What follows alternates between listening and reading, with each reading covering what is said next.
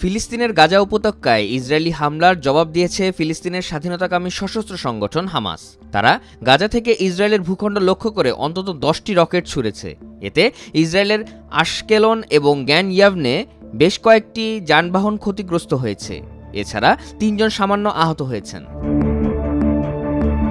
Israeli প্রতিরক্ষা বাহিনী IDF এর বরাত দিয়ে আল জাজিরা জানিয়েছে, মধ্য গাজার দেইর আল বালাহ থেকে 6 এপ্রিল অন্তত 5 থেকে 10টি রকেট ছোড়া হয়েছে, যেগুলো তাদের আকাশ প্রতিরক্ষা বাহিনী প্রতিহত করেছে।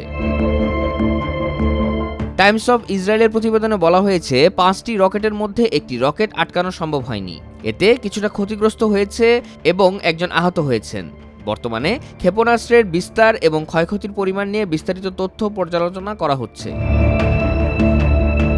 এদিকে গাজায় ইসরায়েলি হামলায় আরও অর্ধশতাধিক ফিলিস্তিনি নিহত হয়েছেন। এতে করে ভূখণ্ডটিতে ইসরায়েলি আগ্রাসনে নিহতের সংখ্যা প্রায় 51,000-এ পৌঁছেছে।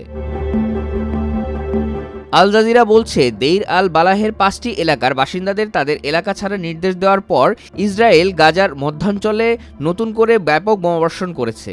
সর্বশেষ এ হামলার ফলে বেশ কয়েকজন ফিলিস্তিনি নিহত হয়েছেন, যার মধ্যে একজন সাংবাদিকও রয়েছেন।